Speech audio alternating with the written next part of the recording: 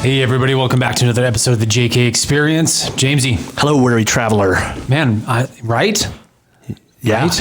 Yeah, That's why, am I right? You are putting some miles on. Oh man, and I just ran into one of our agents and it was just like, yeah, I'm exhausted. That is like every time I travel, the weather has been not wonderful and the road, so that just puts another level of stress to it. And man, yeah, but it's good to be back. It's good to be back in the studio.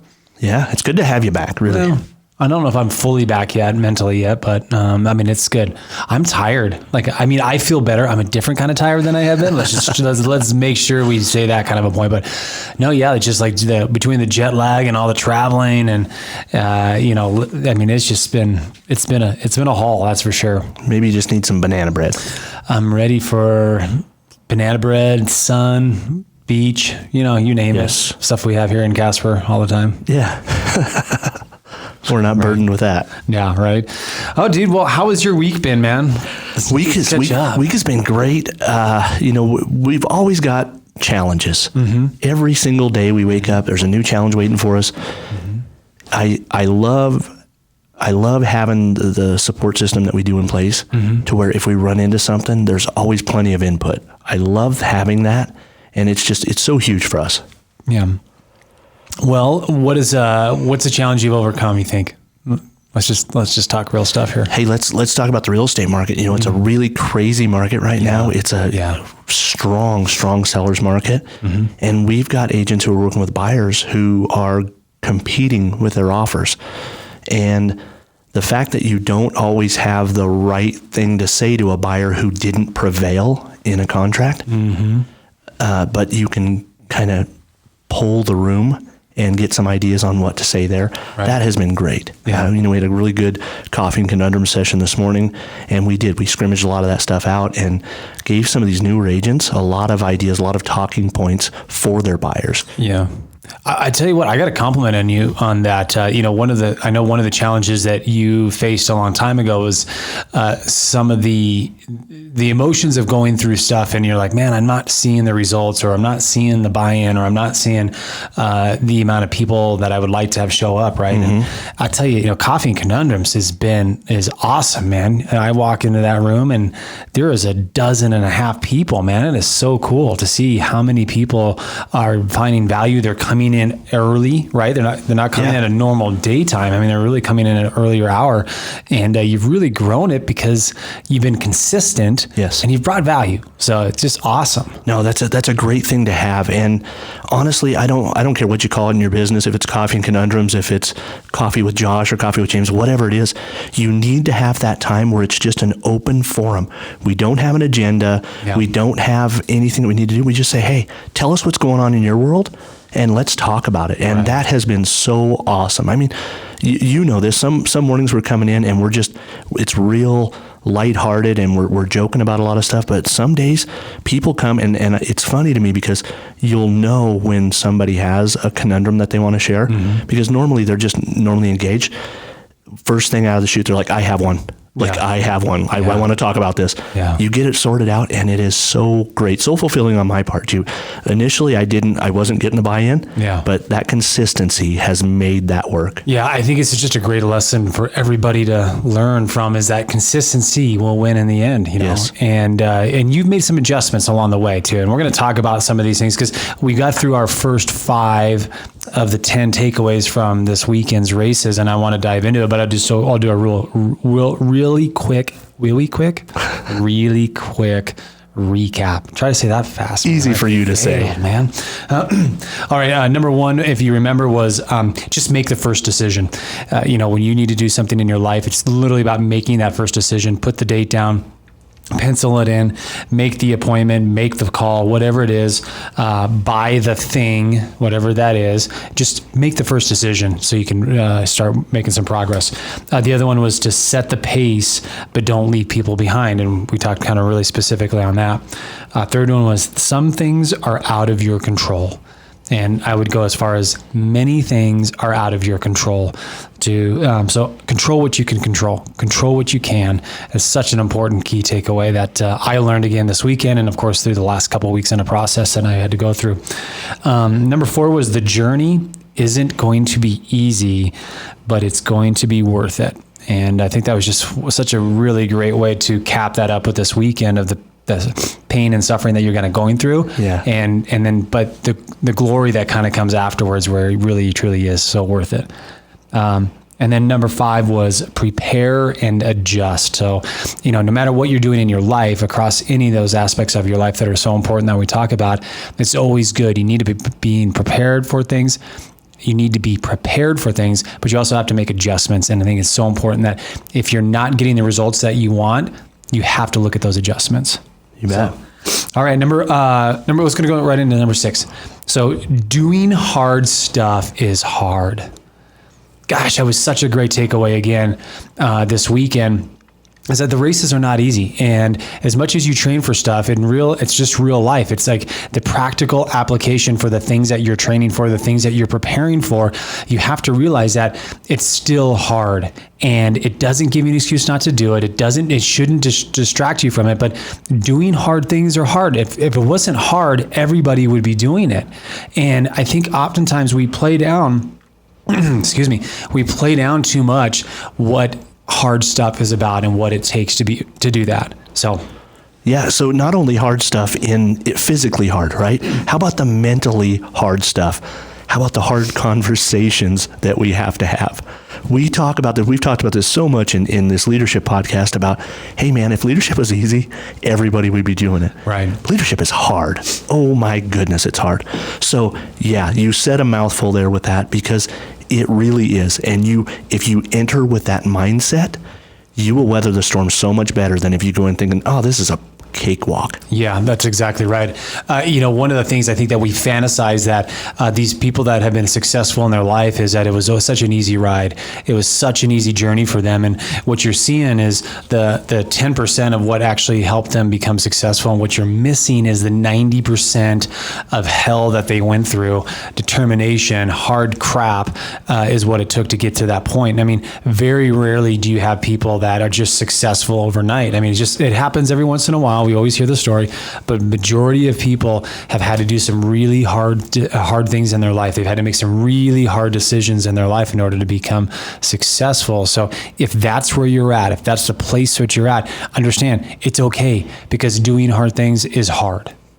Yeah, that is so true. And I challenge you to find those people who are successful that we look up to, and just look at their journey. They didn't start out there more often than not. Mm-hmm. Number 7 is, if you can win with your mindset, your body will follow.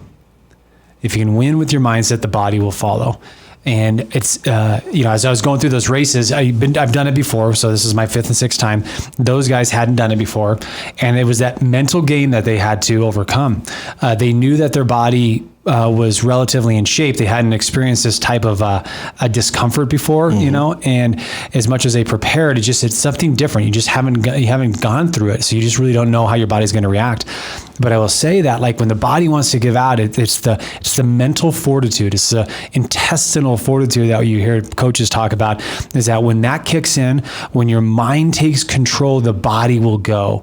And it's just one of those takeaways of, like, when it comes to work, when it comes to relationships, when it comes to your health and vitality, the mind is so amazingly powerful. It can help you get to wherever you want to get, even if you have physical limitations, even if you have other limitations that are outside of your control. The mind will help you go to where you need to go. Josh, how many times do we start into something and we're like, okay, I'm going to do this, but the whole time I'm going to talk myself out of doing this? Yeah, good point. Biggest competitor out there is ourselves. Mm-hmm. And if you enter into something going, all right, I'm going to try it, but I don't think it's going to work. Mm-hmm. Man, that is you. That's the mind defeating you, mm-hmm. defeating the body most times. My oldest son talked about this after he ran that triathlon. He said it was way more mentally challenging than I ever thought it was going to be. He said, I thought it was going to be much more physical. He said, but it was my mind that I had to convince that we could do it. Right. Yeah. Yeah. And I think that it's just so important to see that. It's important to understand that if you can control your mind, if you control your thoughts, if you can control how you speak to yourself. And, it's interesting because this has been a growth in my life, right? I always had confidence in who I was and what I was capable of doing, but I guess I didn't understand truly the power of the mind. I didn't truly understand the power of the mindset. And if you don't have that under control, if you do not feed that with positivity, encouragement, all of those things, it's really hard to fight against yourself. And that's what you end up doing, is fighting against yourself. How many times have you woken up in the morning and gone, man, I'm just not ready for this day? Yeah. As a matter of fact, I think I got a tickle in my throat, or my throat's kind of sore. Mm-hmm. By the time you roll out of bed, you have yourself convinced that you are sick, right? Whereas you and I were just talking about this earlier. Hey, I've got something going on. My throat's a little sore, but I'm not going to let this beat me. I'm not admitting that to this. And so many times we can overcome that mentally, or we can just let it drag us down. And I think people do this in business, Josh. Yeah, all too often. All too often, as I'm even thinking about exactly why I said that during the race. I mean, I remember specific times during the race, but I really remember the times, and it was after, right? So we got done with the first day, and afterwards, like, your body starts to like go, okay, it's okay to feel pain now, right? Mm-hmm. And so you start to get that rigor mortis that sets in. The knee was starting to hurt. My IT band was starting to just kill me. I'd rolled my ankle, but it wasn't that much pain during the event. But afterwards, it really started to swell up, and I was having challenges. And I'm like, and I'm already in my mind going, am I going to be able to race the next day? And I'm like, no, I can't have that mindset. I'm like, no, I'm going to race the next day. I'm like, I didn't come all the way down here for one stinking race, so I started to prepare myself mentally to say that I'm going to be able to do it. Obviously I had some questioning in the back. I mean, cause if the body still can't go, it doesn't matter. I mean, there are some times where you're just like, okay, you just can't do it. Right. Yeah. But I was not going to let my mind go there. Yeah. Right. And my mind was going to be like, I'm going to prepare. I'm going to take the ibuprofen. I'm going to pray like a banshee on this and say, all right, God, you brought me down here. You allowed me to get down here. Do not take number 2 race out of my life here. And, woke up the next day and it was sore, but it was, once again, the mental game. Like, okay, if I can just start, if I can just take that first step, I can get at least a rhythm going, and I can do this. I know I can. And it was literally this step-by-step process of like just one more step. Okay, I have 3 more miles left. Okay, I got 2 more miles left. Don't stop. Keep the momentum going, right? And it was literally all mental. And here's the thing. Because I'd been there before, because I'd had that those mental blocks before destroyed, like I knew that I could go there again, right? Mm-hmm. I knew that I knew what I was capable of doing. The first race that I did in Spartan was absolutely the hardest one I've ever done to this date still. It wasn't even the longest run. It just was it was the hardest one, right? There's a lot of reasons that went behind that, but part of it was the fact that I just didn't have the mental fortitude honed like I do now to push through it. And I had to learn it during that race. And then every race after that, it's been amazing how fast I can get back to that. I can get back to that where my mental part says, you've done it before, you can do this, you can kick some ass, just put your head down and go. Yeah, it's amazing how much familiarity will drive you on. Right. Hey, I've been here before. I can do this. Right. And once we taste that success, it's a lot easier the second or third or sixth time around. Right. Yeah. And it goes back to that, the one I just said, doing hard things is hard, right? I mean, so it's like when you are like, let's just say you're working on one of your relationships. Let's say that your marriage is challenging right now, right? It's hard. It's hard to stay committed. It's hard to stay positive. It's hard to pour into somebody that maybe is not giving it back to you, right? You have to be consistent. We talked about that, right? Coffee and Conundrums. The reason why that was successful is the consistency of you being relentless to make that a priority in your life. And you're just going to show up every Wednesday at 8:00, right? Well, it's like that in your relationships. It's that in business. It's that in your health and vitality, right? It's you being consistent to the commitments that you want to make. And it's hard. But what it does is it teaches you that you're capable of doing hard things. Yeah, and that is a big part of success, is doing those hard things over and over and doing them well. Yep, that's exactly right. All right, number 8, bruises and scars are temporary. The memories will last a lifetime. All right. And, obviously that you can see where the bruises and scars can, impact on the physical part of the race. And, obviously everybody sees the external scars. About a year ago, I did a talk with an organization here, and I really started, I hit on the internal scars. I really talked about we all have internal scars. We all have internal bruises that nobody sees, right? And it's our job. What we have to do is still continue to push through those scars, push through those challenges what we get from life. And if you can do that, if you can own that and who you are, it helps you as you tackle the future issues in your life, right? And don't use those scars as an excuse for you to react one way or the other way, right? And I tell you what, I think it's so important for people to understand that to a certain point, we're all broken at one form or another, right? We've all had tragedy in our life. We've all had challenges in our life that we'd rather have not have gone through, right? But as you and I have talked about so many times, man, some of the best things that I can tell you that happened in my life were also some of the hardest things I've had to go through, because I knew how much I grew from that, right? Those are the experiences, those are the memories that I will always have. And I know that I become the person I am today because of those specifically. Mm-hmm. And I hope people can take that and embrace that the bruises and the scars that you're getting on a daily basis, whether they're physical, whether they're internal, it's the memories that you create during it that are so important to have, and how you allow that to be an impact in your life in a positive way. Yeah, some of the greatest lessons I've learned have been either one, the most costly, or two, they have stung the most, and it reminded me, all right, hey, I'm not going to do that again. But whether or not you grow from those things is the big determining factor of whether it was beneficial, whether it was a blessing or a curse. Yeah. And we talk about that a lot. I mean, when we're talking to the people that are associated with us and on our different businesses, we're constantly talking about what is the lesson that we can learn from this? What is the opportunity? How is this going to positively impact you in your life right now? Because we can always play the victim. And unfortunately, we know that oftentimes most people want to play the victim, and it doesn't serve you at all. Yeah. It doesn't serve you. No, it does not. And probably one of the greatest things in regards to scars, one of the greatest things I ever heard was it was this gal who had survived breast cancer. Mm-hmm. And the doctor told her, he says, you're going to have this big, hideous scar. And she says, you know what? Scars are just like tattoos, but with better stories. Mm-hmm. And so own those scars, right. Make them a part of who you are. Yeah. Yes, I had heard that, and don't quote me on this, but I know it's just without having done any research, that when actually a scar heals, it's 70 times stronger than the normal skin. Oh, that's great. I hope that's true. Right. I mean, it's pretty, it's real. I know it's something pretty significant, right? And so what it is it makes you stronger, you bet. Right? When you embrace it, when you embrace that pain, when you embrace those opportunities, we call them, to grow through those, they make you stronger, they make you a better person. And it's unfortunate that you have to go through pain to experience that, or you have to go through loss, or you have to go through tragedy, or you have to go through disappointment. But at the end of the day, it does make you a better person if you choose to. And it's so important to surround yourself with people that help you see that too. Oh, yeah.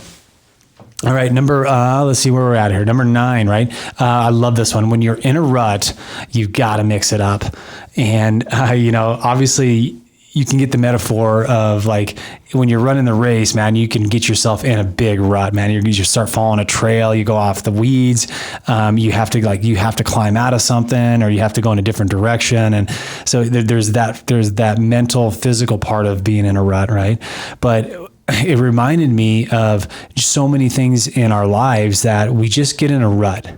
We get in a rut in our business and we're not growing, right? We get in a rut in our marriage and we don't continue to grow in our marriage, right?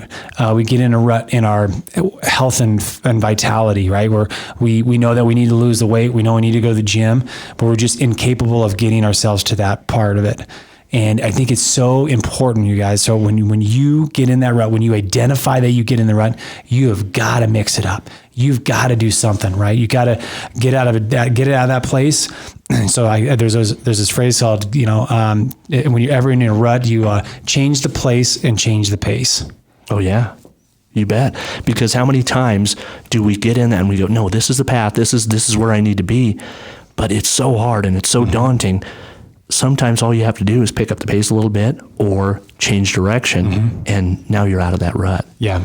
And how many times have we done that? I mean, we do this for leadership. We do this for for other events too, where we change the place up. I mean, Kate and I talk about this too, where we have to in order for us to kind of get back to us, we have to change the place up. We have to change the routine up. We have to mix it up in order for us to get in a different environment, so we can really start to have even better conversations, because we'll kind of fall into the same things.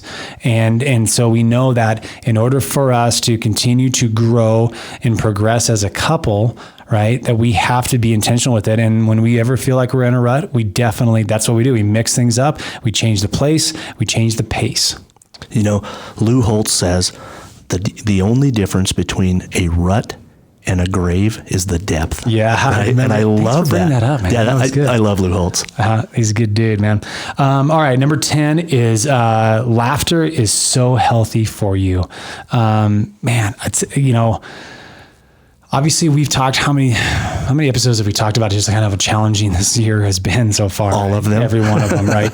And, one of the things that I know that I'm very guilty of is that I'm such a serious guy. I don't really take the time and just, I enjoy the moments, but I don't really just let go, and I don't really laugh a lot. First of all, I'm not a funny guy. Anytime I try to say a joke, it always freaking comes across as a lead balloon, and it's never good. And then somebody can say the exact same joke that I just said 2 seconds later, and the entire room is erupting. I'm like, that is just not a gift I have, man. It's not me.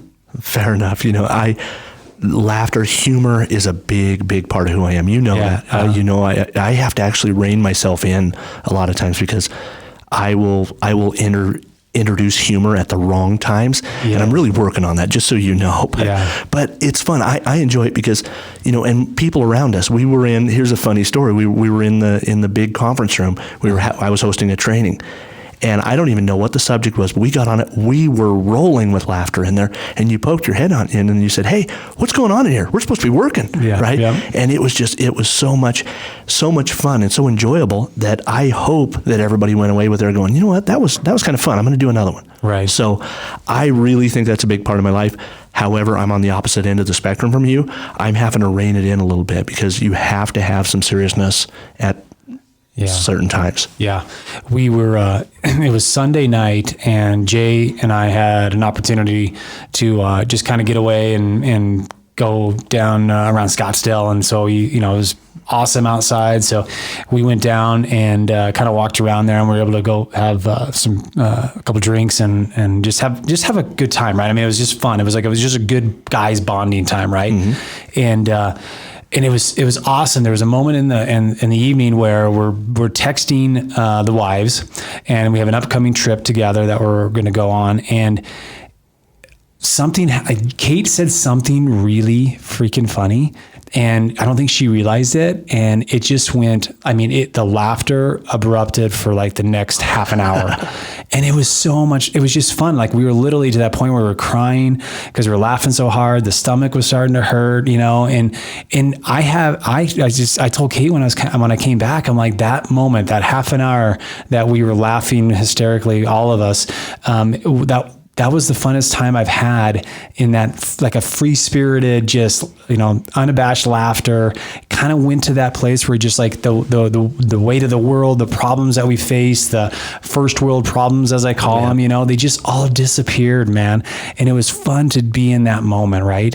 And I know for a fact, we don't do that enough as a culture. We don't do that enough as people, where we can just really, truly sit back, laugh at ourselves, laugh with each other, have good, wholesome laughter, it's so important to do that. And so I just really, truly realized that was one of my takeaways. Like, man, I got to do that more in my life. Sure. And I'm going to say this, Kate is an absolute sleeper when it comes to funny stuff. Yes. I had no idea. I mean, we've always been about business when we're together.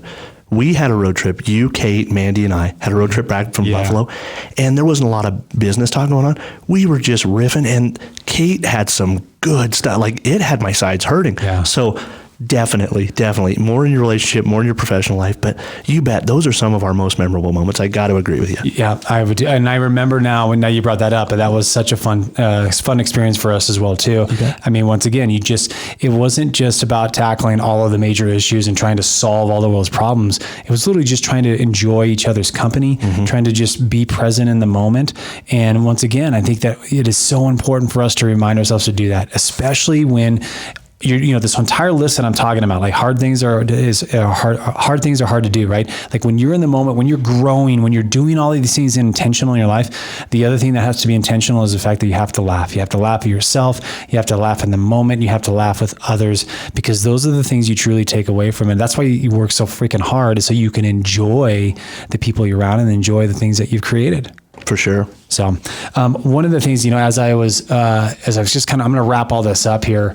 I was trying to figure out, like, how can I take all of those 10 moments, and just kind of wrap it up in a phrase. And there's a couple of things that just came to my mind with all of this, was that, people often will stop when the price is too high. People often stop pursuing the dream, pursuing the relationship, pursuing the goal, pursuing whatever it is that they've got in front of them, when the price to get there, price to do it, becomes too high.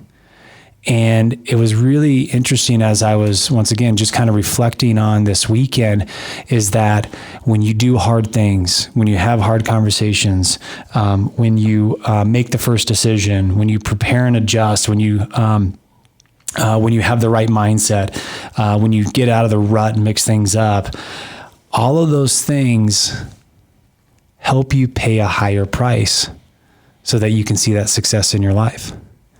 You can't go to that part of success. You can't go to that part of accomplishment unless you go through all of those other things. It just doesn't happen that way, right? Yeah. You don't go from 0 to 10. You go from 0 to 1 to 2 to 3 to 4 to 5, back to 3, up to 4 to 5, back to 2, up to, and it's just that roller coaster going back and forth. Eventually you get to that 10 and you're just like, okay, this was all worth it. It was worth it. Of course, if you kept your priorities right, but like if you're trying to save your marriage, it's worth it in the end when you pay the price to do all of the little things, right?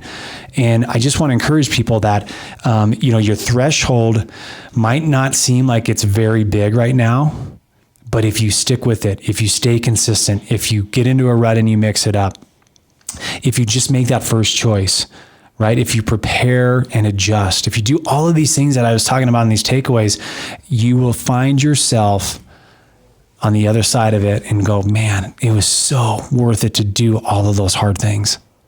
It's funny because before we even came into the podcast booth here, we were talking about that and paying dues, right? That's how I like to refer to it. Uh-huh. And those are the dues that you have to pay to be successful in anything you're doing. And at that point, mentally, when you decide that those dues are too much for you to pay to be successful in a certain thing, you're going to give up on it. Yep. That is a poignant quote right there. I love that. All right, buddy. Well, those are my takeaways, man. Hope they help somebody. Good. So yeah, you should get out there and run another one this weekend. I've already got them signed up. Almost signed, I should say. I've already got them agreed. We made the first decision that they're going to run the beast. They're going to get the trifecta, and I'm stoked for them. That's about a 13.2 miler, and so it's double what they did. That's half a marathon. Yeah, exactly. And it's going to be, it'll be in the mountains, so it'll be vertical. So there's a lot of vertical climbing. And I am just so stoked that, first of all, overall, I'm really excited that they're going to feel the trifecta. I mean, they're going to get it done. They're going to accomplish it, right? They're going to have to change some things up in their routines and preparation, all stuff like that. Part of me is also really excited to see them go through the pain and hell that I had to go through. So that's like the Josh me going, it's about time. These guys are going to really feel it. Like they're going to wake up the next day going, I can't move. That's a true friend right there. Yeah, exactly. But I'm going to be with them through the process, right? Sure. So I'll be going through the pain and agony with them. I've just done it before. So